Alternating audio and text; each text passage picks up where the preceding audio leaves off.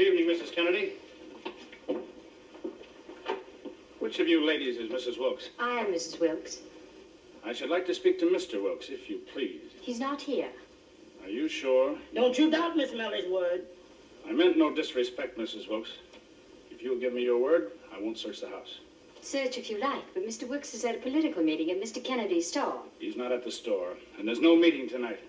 No political meeting. We'll wait outside till he and his friends return.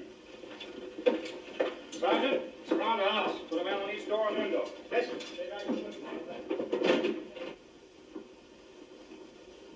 Keep on with your sewing, ladies. And I'll read aloud. The personal history and experience of David Copperfield. Chapter 1. I'm born. To begin my life with the beginning of my life, I record that I was born. Chapter 9. I have a memorable birthday.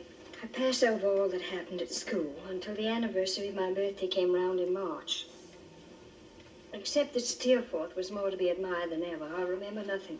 He was going away at the end of the half year, if not sooner, and was more spirited and independent than before in my eyes, and therefore more engaging than before, but beyond this I remember nothing. The great... I remember nothing.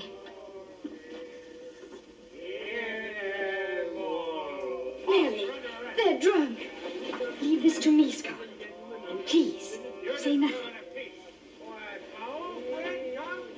You stupid fool. Will you shut up and another... Hello, Millie. So you've got my husband intoxicated again, Captain Butler. Well, bring him in. I'm sorry, Mrs. Wilkes. Your husband's under arrest. If you arrest all the men who get intoxicated in Atlanta, you must have a good many Yankees in jail, Captain. Well, Bring him in, Captain Butler, if you can walk yourself. Yeah. Wait a minute. I want to tell you a story. Listen, Doctor. Put him down in that chair. Oh, darkies ever And now, Captain Butler, will you please leave my house and try to remember not to come here again? Well, now, that's fine thanks I get for bringing him home and not leaving him on the streets in this shameful condition. Now, boy, go on and get it. Doctor Lee, I'm astonished at you.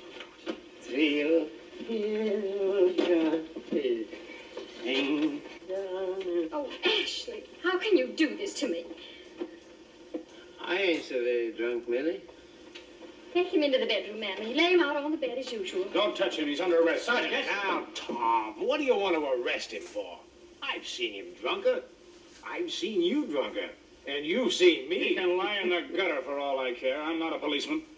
But he led a raid tonight on that shanty town where Mrs. Kennedy got into trouble this afternoon.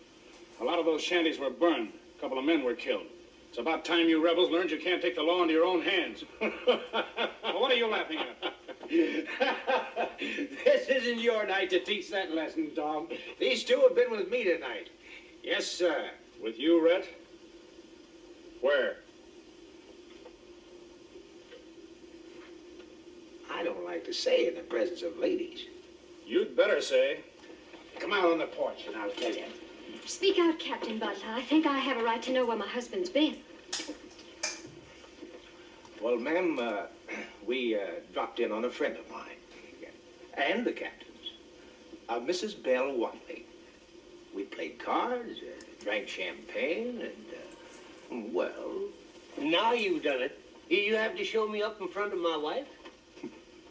Now, I hope you're satisfied, Tom. These ladies won't be on speaking terms with their husbands tomorrow. Well, Rhett, I had no idea.